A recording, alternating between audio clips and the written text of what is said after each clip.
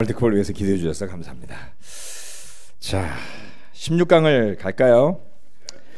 희망이 있습니다. 포기하지 마십시오.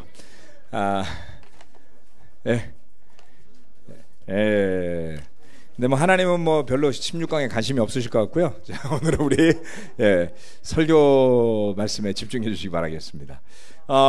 사도행전 19번째 레슨인데요. 오늘은 9장 마지막 부분입니다. 사실 이 9장의 마지막 부분의 이야기는 제가 사실 사도행전 읽을 때마다 그다지 주목했던 부분은 아니었던 것 같아요. 사람마다 편차가 있겠습니다만은 루다에 내려간 베드로라는 제목입니다. 자, 굉장히 지난주에 그 말씀에 이어가지고 흥미로운 표현이 나오는데요. 9장 31절까지는 사도행전 9장을 좀 펼쳐보시면은 사울이 제자가 되고 나서 예루살렘에 올라와서 함께 열심히 복음을 전하고 하는 그런 교제하는 그런 모습이 나오고요. 그 31절 말씀에 유대, 갈릴리, 사마리아 온 지역에 걸쳐서 평화를 누리며 튼튼히 서갔다 이렇게 표현하고 있습니다. 여러분 7장과 8장에서 무슨 일이 있었는지 기억하시죠? 스데반의 순교가 있었잖아요. 7장. 그래서 7장부터 시작을 해서 순교가 있고 사울의 핍박이 있고 그리고 9장에 이르러서는 그 핍박이 확대되어 가는 그 긴장이 엄청 고조가 돼요. 그렇게 고조되던 그 긴장이 사울이 세례를 받고 제자가 되면서 팍 꺾이게 됩니다.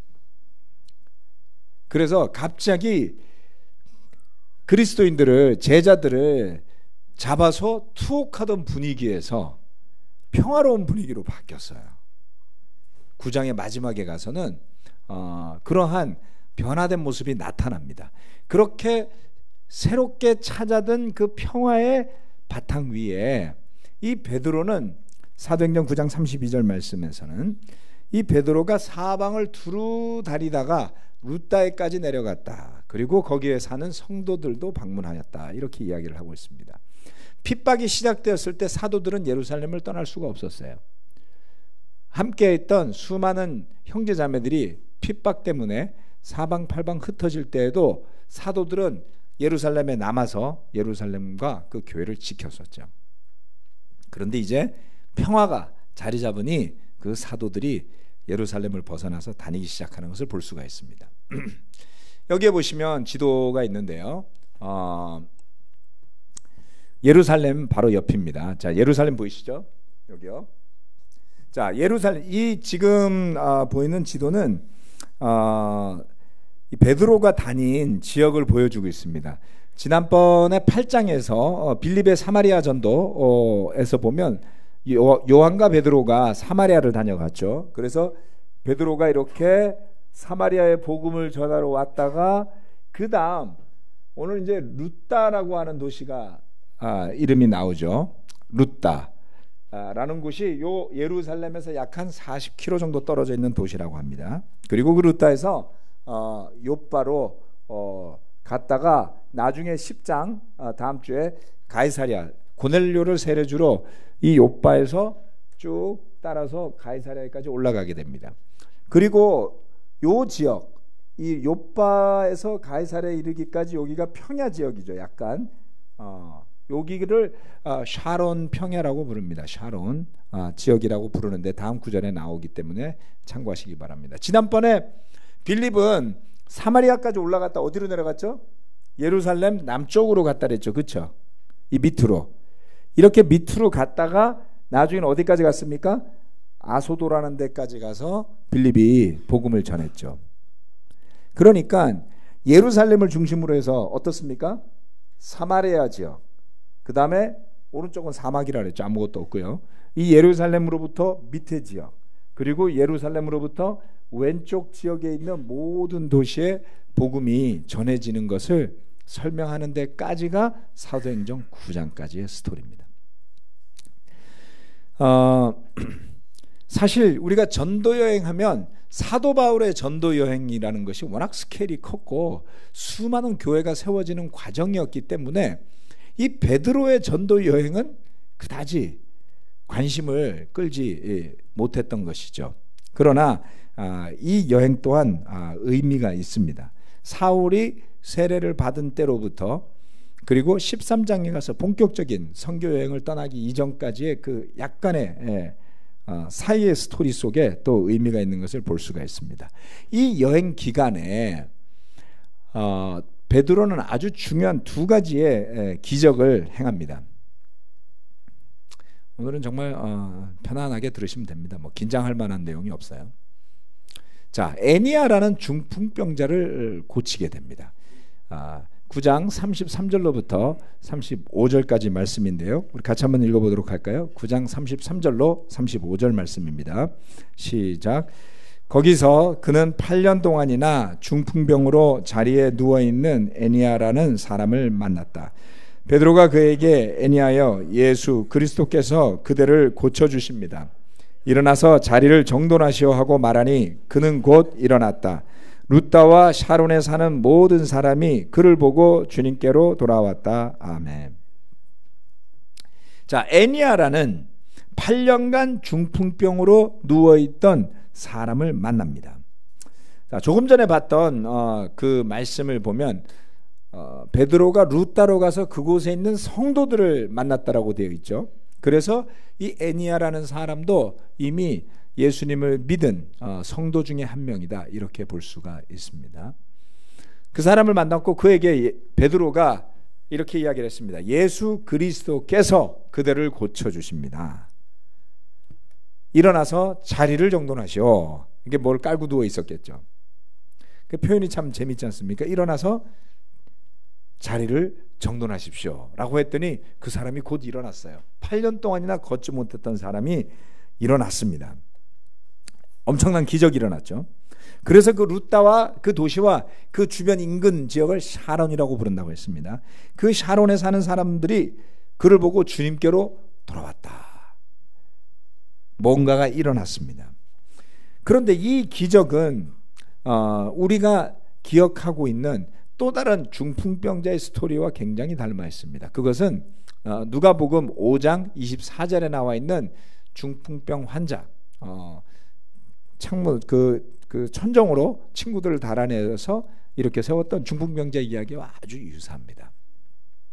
거기에 보면 예수님이 뭐라 그러냐면 중풍병 환자에게 말씀하셨다. 내가 너에게 말한다. 일어나서 내 침상을 치워 들고 내 집으로 가라. 이 표현이 이 9장 34절에서 이야기한 일어나서 자리를 정돈하시오라는 내용과 너무나 닮아 있죠. 한 가지 차이만 딱 있어요. 제가 빨간 줄로 그어놨습니다만 누가복음 5장 24절은 예수님이 하시는 말씀이니까 그냥 주인이 이야기한 거고요. 그 다음에 9장 34절은 주인이 아니죠. 베드로는 예수님이 아닌 제자잖아요. 그래서 앞에다가 하나가 더 추가됩니다. 예수 그리스도께서 그대를 고쳐주십니다.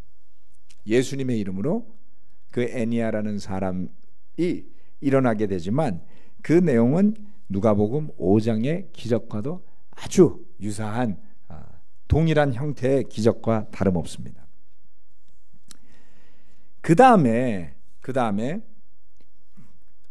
이 베드로가 거기에서 욥바라는 도시로 또 이동을 합니다. 조금 전에 보셨죠? 그 루다에서 조금 더 들어가면 해변에 있는 도시가 욥바라고 합니다. 욥바는 지금도 있는 도시입니다.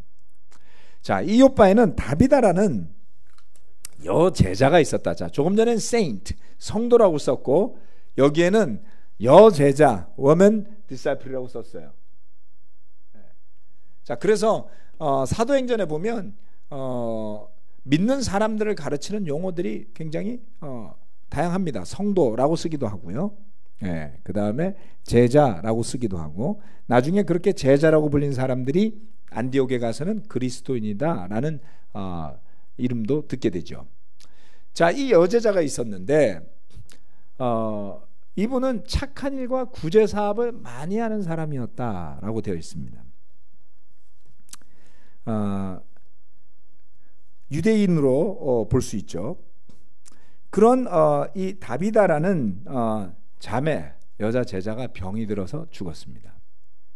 그 무렵, 즉 루다의 베드로가 왔다는 소식이 전해질 때쯤에 이분은 병에 걸려서 죽었던 것 같아요. 그런데 사람들이 한 행동이 굉장히 특별했습니다. 왜냐하면 시신을 씻겨서 다락방에 넣어두고 사람을 보내서, 제자들이 베드로가 루다에 있다는 말을 들고 사람을 보내서 와달라고 간청을 하게 되죠. 우리가 이것을 일반적으로 볼 수는 없겠죠. 누군가가 제자를 할지라도 죽게 된다면 장사를 지내지 목사를 불러서 기도해서 살려내라고 하진 않잖아요. 그런데 이 다비다라는 분이 죽었을 때 제자들은 용기를 냈어요. 그리고 베드로에게 와달라고 요청을 했습니다. 중간에 왜 비었죠? 네. 그래서 이 와달라고 간청을 했을 때 베드로가 일어나서 심부름꾼과 함께 그곳에 갑니다. 그랬더니 그곳에서 사람들이 다락방으로 베드로를 데리고 올라갑니다. 그때 과부들이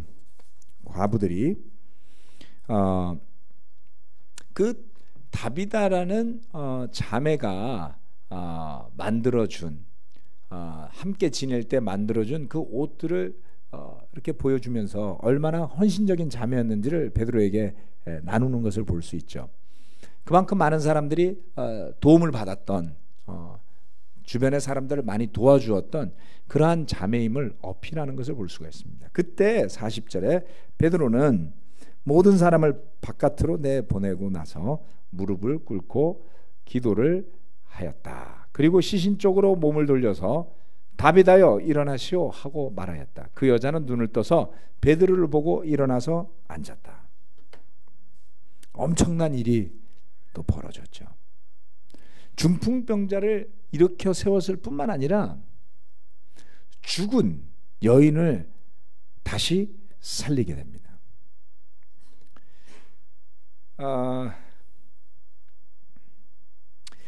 이 기적이 주는 의미도 있습니다. 자, 그런데 이 베드로가 다비다를 살리는 이 장면도 또한 예수님이 행했던 기적 중에 하나와 닮아 있죠. 그것은 회당장 야이로의 딸을 살렸던 장면과 똑같습니다. 누가복음 8장에 예수께서 아이의 손을 잡으시고 말씀하셨다. 아이야 일어나라. 이 아이가 일어나서 살아나요. 그런데 흥미로운 것은 누가복음에서 이야기한 아이야 일어나라는 말을 아람어로 하면 달리다굼이라고 한답니다. 달리다굼 들어보셨어요? 예, 옛날에 교회 다니신 분 아마 달리다굼이라는 찬양도 들어봤을 거예요. 달리다굼이라 그러는데 사도행전에서 이 다비다가 일어났잖아요. 그래서 다비다야 일어나라 그러면 그게 달리다굼이 아니고 다비다굼이라는 거죠. 그래서 달리다굼과 다비다굼은 딱 한자만 달라요. 리을자 하나가 다른 거예요. 굉장히 오버랩이 되죠. 그렇죠? 예. 아이는 이제 아이야 일어나라는 달리다굼이고 다비다이라는 다비다굼인 것이죠. 그래서 이 베드로가 일으킨 그 기적의 모습은 거의 예수님이 하셨던 것이 그대로 다시 또 재현되는 그런 모습을 보여준다라는 것이죠. 이것이 어떠한 의미였을까요? 그 있는 그대로의 의미를 생각할 수 있습니다. 베드로가 예수님이 행하셨던과 같은 능력으로 병자를 고치고 있다라는 것이죠. 그리고 사도들이 전했던 것은 예수님의 죽으심과 부활, 다시 되살아나심이라는 메시지였습니다. 그래서 누가복음에서 예수님이 그 아이에게 일어나라고 했던 그 단어는 그냥 일어나라는 단어였고요. 그 다음 베드로가 이 다비다에게 일어나라고 했을 때는 아나스테티라고 불러요. 예, 그것은 뭐냐면 부활하다라는 단어를 나중에 의미하는 그 단어와 같은 것을 씁니다. 되살아나라고 이야기한 것이죠. 그래서 예수님의 부활 이후에 제자들 사이에서는 그런 부활에 대한 소망이 퍼져 있었음을 알 수가 있습니다. 물론 여전히 우리가 이렇게 죽은 사람들을 되살리는 것에 초점을 맞춰야 한다라는 의미는 결코 아닙니다. 그런데 그 베드로의 선교 여행이라고 할 수 있는 아주 조그마한 미니 선교 여행에서 이와 같은 기적들이 일어났더라라는 것이 그 베드로가 예수 그리스도 주님으로부터 권한을 위임받은 사도이며 변함없는 능력으로 복음이 전파되고 있다라는 것을 보여주는 것이죠. 사도 바울도 그처럼 기적을 행하는 모습이 나중에 기록이 되고 있습니다. 정말 이런 일이 저와 여러분 주변에 일어났다면 얼마나 대단한 일이겠습니까? 그리고 이 기적은 엄청난 일이지만 이 기적이 사람을 구하지는 않아요. 사람을 낫게도 하고 살리기도 하지만 결국 다비다도 죽고 애니아도 죽습니다. 그들을 구원하는 것은 병고침이 아니라 복음이죠.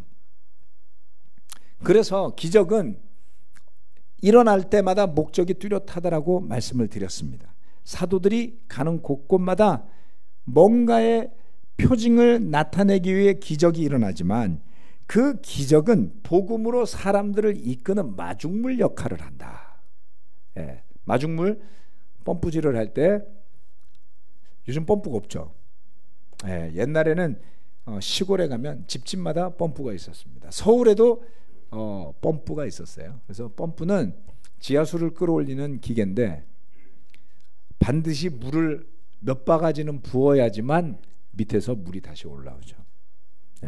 기적이 그처럼 끌어올리는 역할을 한다라고 볼 수가 있습니다. 그래서 기적을 바라는 마음이 잘못된 것은 결코 아니지만 기적을 필요 충분 조건으로 생각해서 있어야지만 믿음이 충만하다라고 생각하는 것은 반드시 성립되지는 않습니다. 다비다 이후에 많은 신도들이 죽었지만 그럴 때마다 베드로를 불러서 살려내라고 하지 않았을 것 같아요. 자, 그래서 베드로가 이와 같은 기적들을 행함으로 인해서 교회 안에서 분명히 더 뚜렷한 권위를 가지고 서게 되었을 겁니다. 사실 막 새롭게 생겨난 교회들이 마구마구 막 세워지고 복음이 퍼져가고 있는데 그러한 교회들이 사도들이 가진 건강한 권위 속에서 연결되어지고 있었다라는 것을 주목할 필요가 있는 것이죠. 이러한 기적들은 분명히 그 베드로가 사도로서 세워졌다라는 것을 확인하는 데 큰 힘을 더하는 일이다 이렇게 볼 수 있습니다. 그런데 흥미로운 것은 마지막 절입니다. 9장 34절이죠. 9장의 마지막 절로 가보면 이처럼 아주 극적인 일들이 굉장히 많이 벌어졌던 그 사도행전 9장의 마지막 절이 조금 흥미로워요. 뭐라 그러냐면 베드로는 여러 날 동안 요빠에서 시몬이라는 무두장이의 집에서 묵었다라고 이야기를 합니다. 자, 요빠에서 조금 전에 다비다라는 자매를 되살렸어요. 그렇죠? 네. 그러면 상식적으로 생각해서 그 다비다라는 자매는 주변 사람들에게 많은 선을 베풀 정도로 옷을 지어주고 옷값이 비쌌던 것 같습니다. 네. 옷을 짓는데 오래 걸렸으니까요. 그런 것을 지어서 막 과부들에게도 나눠주고 모두 나눠주고 선한 일을 많이 한 여러 사람들이 그녀의 이름을 이야기하면서 고쳐달라고 요청할 만큼 선을 베푼 또 어떻게 생각하면 좀 부유했을 가능성이 있는 그 자매는 살아났는데 좀 더 좋은 집에 머물지 않고 무두장이의 집에서 묵었다. 이게 마지막 구절이란 말이죠. 여러분 무두장이는 뭐냐면 가죽을 손질하는 사람이라는 뜻입니다. 가죽 손질하는 사람. 가죽을 손질하는 사람들은 지금 뒤에 장면에서도 나오지만 자 이게 가죽을 손질하는 사람들입니다. 가죽을 손질하는 사람들은 동물의 사체, 죽은 동물로부터 가죽을 벗겨내는 거죠. 그렇죠? 그리고 그렇게 벗겨낸 가죽을 손질하고, 그리고 무두장이는 그 손질한 가죽들을 색깔을 입혀서 제품을 만들어서 판매하는 사람입니다. 요즘도 제혁 공장, 뭐 이런 가죽 공장 이런 데는 다 기피 시설로 돼 있죠. 환경 오염 시설로 돼 있어서 수도권 안에는 위치하기가 상당히 어렵습니다. 여러 가지 냄새도 많이 나고 지저분하겠죠. 가죽, 동물의 여러 가지 오물들, 이런 것들이 있는 곳이 그 무두장이의 집입니다. 그런데 이렇게 무두장이라는 직업은 죽은 짐승의 사체를 다루는 직업이기 때문에 그냥 시각적으로나 후각적으로 좀 불편하다라는 것을 넘어서서 유대인들의 관점에서는 부정한, 정결하지 않은, 가까이 해서는 안 되는 그러한 업종이었어요. 그렇죠? 그래서 모세오경의 그 율법에 보면 사체를 만지면 부정해진다고 되어 있거든요. 이 사람은 늘 그 죽은 동물들을 만지는 사람이었습니다. 이름까지도 나와 있어요. 시몬이라는 무두장이. 그럼 그러한 부정한 사람과 함께 있으면 본인도 부정해지기 때문에 적절한 때에 드리고 싶은 제사도 드릴 수가 없고요, 제물을 드릴 수도 없습니다. 그래서 그러한 것을 유대인들은 피하는 습성을 가지고 있었거든요. 베드로도 유대인이었고 여전히 그런 정결의식에 대한 의식이 분명히 있을 터인데, 어떻게 베드로는 하필이면 요바에 그 많은 형제 자매들의 집을 놔두고 가죽 손질을 하는 무두장이 시몬의 집에 머물렀을까요? 여러 가지 의미가 있습니다. 이제 누가가 정말 대단하죠. 이것을 조작했다라고는 생각되지 않습니다. 또 하나는 성령님이 이끄시고 인도하시는 것이다 라고 볼 수가 있습니다. 왜냐하면 다음 주에 하늘로부터 음성이 들려와서 베드로가 이방인인 고넬료를 만나러 가게 되죠. 그런데 베드로의 태도는 기꺼이 가려고 하는 태도는 분명 아니에요. 그렇죠? 다시 말해서 베드로가 이 무두장이 시몬의 집에 머무르기는 했는데 본인이 어떤 의지와 의도를 가지고 했던 건 아닌 것 같아요. 그런데 가능성을 보여주는 건 뭐냐면, 이제 곧 다가올 어떤 사건, 이방인을 만나러 가는 그것을 하늘에서 내려온 보자기에 쌓인 부정한 것들을 먹으라는 걸로 나오잖아요. 그렇죠? 그것에 비해서는 비교적 덜한 거지만 여전히 유대인의 정결의식을 지키면서 사는 전통적인 유대인 같지는 않은, 그렇죠? 말하자면 조금 변질된 유대인의 모습이죠. 이 베드로의 모습은 유대교적 가치관을 벗어난 베드로의 모습을 볼 수 있다는 겁니다. 그래서 복음이 이처럼 제자들이 예수님을 따라다니는 시점부터 시작해서 안식일에 대한 논쟁에서부터 시작해서 율법에 대한 논쟁에 이르러서, 그리고 다양하게 그들이 지켜왔던 여러 가지 정결 의식들에 대한 그런 생각들이 변화되어져 있는 것을 볼 수가 있죠. 전향적이란 말이에요. 훨씬 더 진보적이고 오픈되어 있다는 것이죠. 또 다른 하나는, 그래서 이것은 최초의 이방인 세례를 앞두고 마치 성령님께서 어떠한 연유로 이 베드로를 준비운동을 시켜주시는 그런 모습을 볼 수가 있습니다. 하나님은 이처럼 우리를 끊임없이 우리가 예측하지 못한 새로운 믿음의 세계로 이끌고 가세요. 여러분, 그럴 때 그렇게 하나님이 이끌고 가시는 새로운 장이 열리는 것을 믿음으로 받아들이고 나아가십니까? 아니면 과거에 머무르려고만 하고 계십니까? 그래서 성경적인 가치는 진리라는 것에 있어서는 가장 보수적인 모습인 것 같지만, 그렇죠? 내가 곧 길이요 진리요 생명이니 라고 할 때는 굉장히 보수적이란 말이에요. 타협이 없잖아요. 그렇지만 하나님께서 그 믿음의 세계를 열어가실 때에는 오픈되어 있어야 됩니다. 내가 살아왔던 전통, 내가 살아왔던 습관, 내가 살아왔던 문화에 얽매이지 않아야지만 주님께서 불러주시는 미래로 나아갈 수 있더라는 것을 보는 거예요. 이미 예루살렘 교회는 굉장히 큰 교회였습니다. 그렇죠? 수천 명의 제자를 넘어서서 아마도 이 당시에는 굉장히 많은 수의 제자들이 예루살렘에 있다가 흩어져 갔고 여기저기 교회들이 수없이 생겼을 거예요. 그렇게 영향력이 있는 중풍병자를 일으키고 죽은 사람을 살려낸 역량 있는 목회자라고 할 수 있는 사도 베드로는 무두장이 형제의 집에도 머무를 수 있는, 잘 생각해보면 그 베드로도 어부였죠.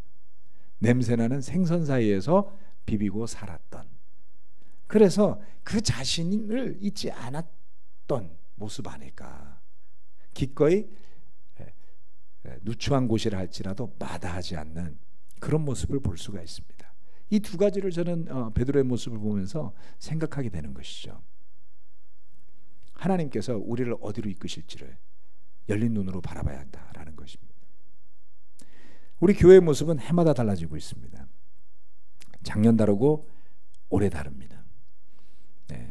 제가 몇몇 분들하고 우리 교회의 모습에 대한 대화를 나누면서 내년에는 어떨 것 같습니까? 잘 모르겠어요. 그렇죠? 올해가 이렇게 갈 줄을 우리는 몰랐죠. 올해 이런 일들을 만나게 될 줄 몰랐던 일들 많지 않습니까?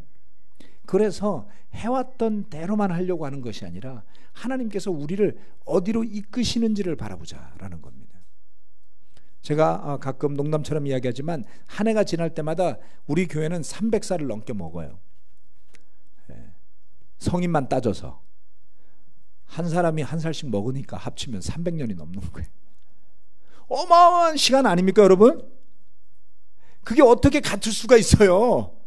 세월로 따지면 해마다 그렇게 다양한 엄청난 일들이 우리 가운데 일어나고 있다는 것을 믿으셔야지 됩니다. 그래서 주님께서 저와 여러분을 또 다른 곳으로 이끌고 가시고자 할 때에 그 과거에 사로잡혀 계시지 말고 어떠한 이유로 인해서 중간자적인 위치와 역할에 나를 지금 머물게 하실 수도 있음을 기억할 수 있다면, 내가 지금 머무는 자리가 내 마음에 쏙 들건 또는 냄새나고 지저분해 보이건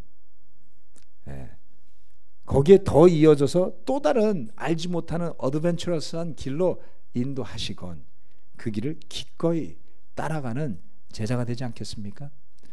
성령의 이끌리심을 받는 삶이라는 것이 저는 바로 그와 같은 것임을 생각해 보게 됩니다. 우리도 여기저기 두루 다닙니다. 무엇을 위해 다니는지 생각해 봅시다.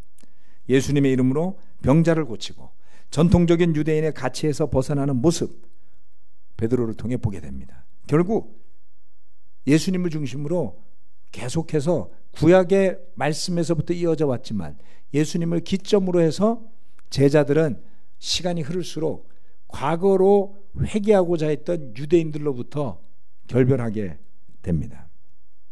이것이 사도들의 계획이었다라고 저는 생각하지 않습니다. 사도들은 모두가 유대인들이었어요. 그렇지만 그들이 그렇게 믿었던 그 전통적인 가치, 그것이 예수 그리스도라는 진리로 말미암아서 유대교적 사고에서 벗어난 전 세계를 향해서 나아가는 복음으로 변하게 됩니다. 천지를 창조하신 하나님의 원대하고 큰 계획 안에는 그것이 들어있어요. 지금도 저는 마찬가지라고 생각합니다. 우리가 보는 세상이 얼마나 좁은지 모르겠어요. 그러나 하나님께서 저와 여러분을 통해서 펼쳐 가시고자 하시는 그 복음의 세계는 얼마나 넓은지 모릅니다. 그것을 기대하시고 그것을 위해 기도하시고 그것을 가지고 함께 서로 교제하면서 새로운 믿음의 장들이 열려나가기를 기대해 보시기를 바라면서 오늘 말씀 마치도록 하겠습니다. 아멘.